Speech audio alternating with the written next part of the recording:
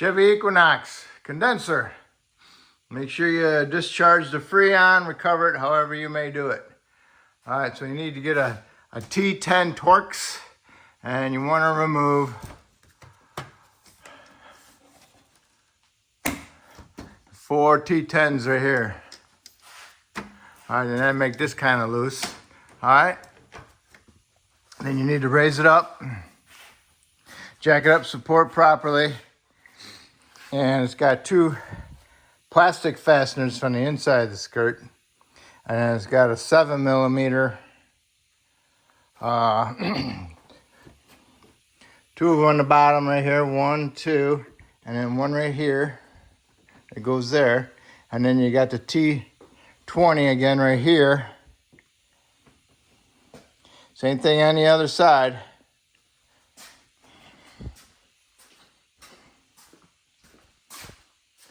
Torx T20 up in there, T20 there, no, 7mm up in here, T20 there, 2 fasteners, and 2 7s down here.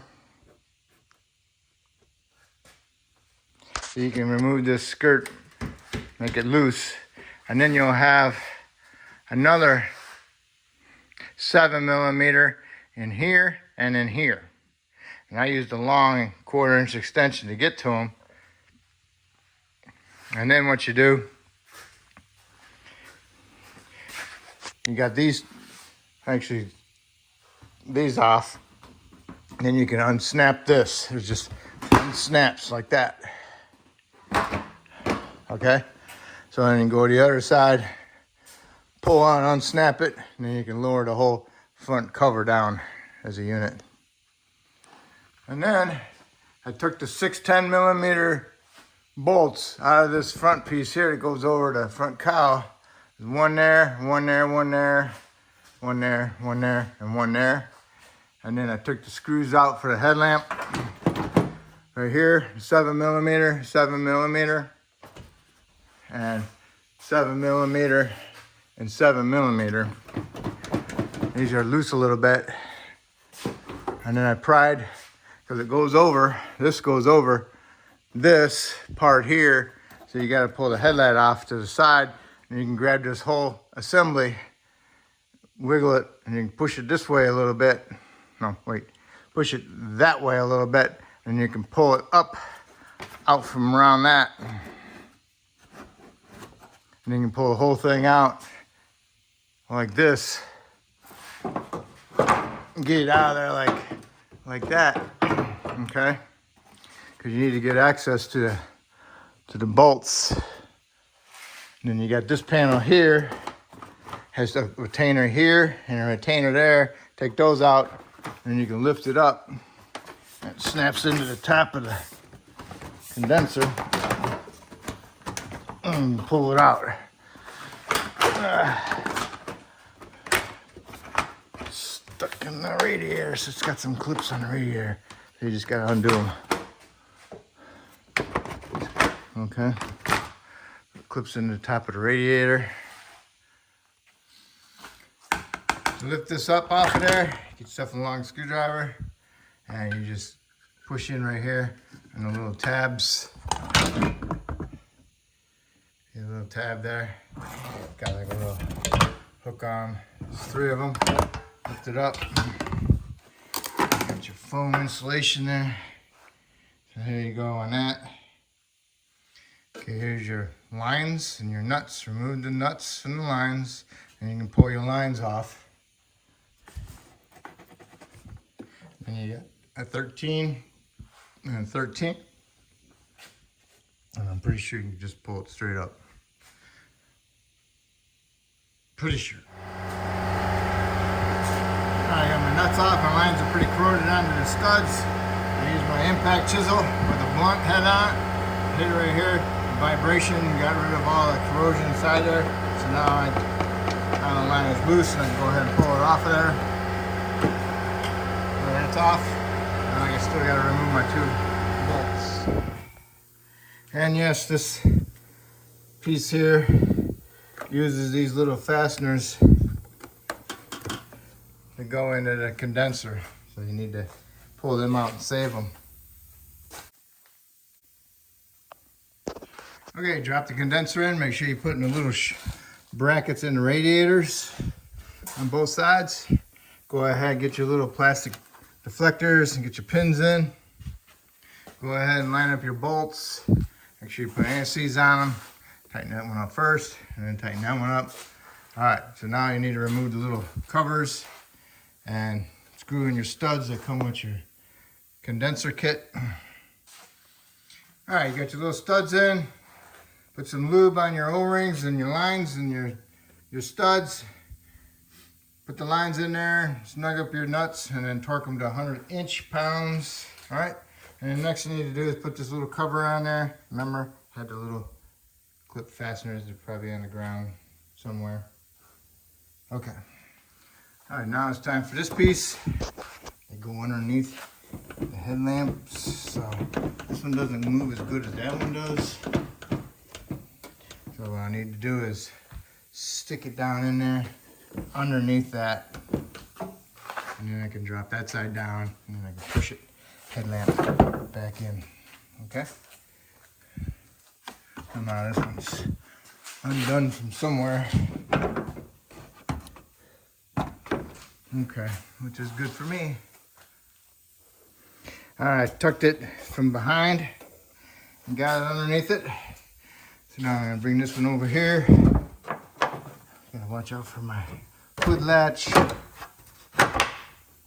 Get that around that. And then guide it down in there. Hood latch. All right, so put your 4 screws in on the top for this. Put your these are 10s. Put your 2 7s in the top of the headlights. Make sure it snaps in over here. And snaps in over here. Got those. Do these last. This one and that one. Okay. So now all those are in. Now I can put these in. 1, 2. I always put anti-seize on my threaded bolts. Helps installation and removal in the future. Okay. Got your 2 7s, 10, 10, 10, 10, 10, 10, 2 7s. It's all set. Now it's all set for our bumper cover. Remember when you put them on, they kind of clip in here on both sides, and then you can work on your screws. And my screw that went in, where'd they go? They're inside there somewhere. Up through here. They go up through there, so it helps pinch that up against this. That's what those screws do, okay? They pinch it. All right, see? Boom, boom. There's one here, and one there, and one there. This is the one that gets that 2 at an angle. All right. Okay, I lifted the whole thing up and I stuck it on here like that. Came over here, guided these in, pushed them in, still held on to it. Came over here, guided this, pushed it in, and that's how it looks. Okay, so now I'm gonna go ahead and put your T20s in the top up here, 4 of them.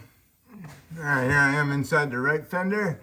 So you got a screw hole there, and a screw hole there, and then the other one is right there. Okay, let's see. 1, 2, 3. All right, it's on the right side. On the left side, driver's side, it'll be the same. And those are the 7mm. All right, go ahead and tuck this panel up under there. Get your 2 7mm with the big washers, 2 on each side. And then you got your 3 fasteners. If you don't have them, get some. I'll buy the kits. Various sizes. And you got your T20 Torx up here. All right. I didn't take one out of here, but I'll put one in there anyway. And then go to the driver's side, do the same thing. 2 7s, 3 3 fasteners in your T20. I don't know. Should have them in there. All right. And after that, you can lower it down, put your tires on, torque them to 140 foot-pounds. Okay, if you happen to remove these panels, which I didn't show you, put them back on. They just clip in right here, clip, clip. And this one is broken off, there'll be a clip, clip. And it just hooks onto that rubber. Should be one here with a couple fasteners, not there. All right, so now what you do is you hook up your AC system, your gauges, put your machine on, put a vacuum on, evacuate it, get all the air out of it. When you put a vacuum on it, if there's water in the system, it will boil it out because it goes below vacuum. So anyway, so put a vacuum on it for like an hour and then go ahead and charge it with the recommended amount of Freon. 1.43 pounds. Just under 2 cans. Actually, probably really close to 2 cans. The can is 12 ounces. So it's just shy of, it's just a little bit more than 2 cans, but 2 cans would be good. All right. Almost a 30, which is pretty darn good. If you're not making it halfway, make sure you look for leaks. You know, like the lines might not be tight enough. Well, this one wasn't tight enough, so it wasn't really creating a good vacuum. So I made it to 30 almost, so I'm pretty good. So I like it. This job so far, I got an hour and a half in it. All right, just to give you an idea. Yeah, that's kind of what it pays, 2 hours. Okay, so hopefully I helped you out this video. And hopefully if I did, hopefully you can help me out by subscribing to me. And I appreciate it. And have fun. All right, bye.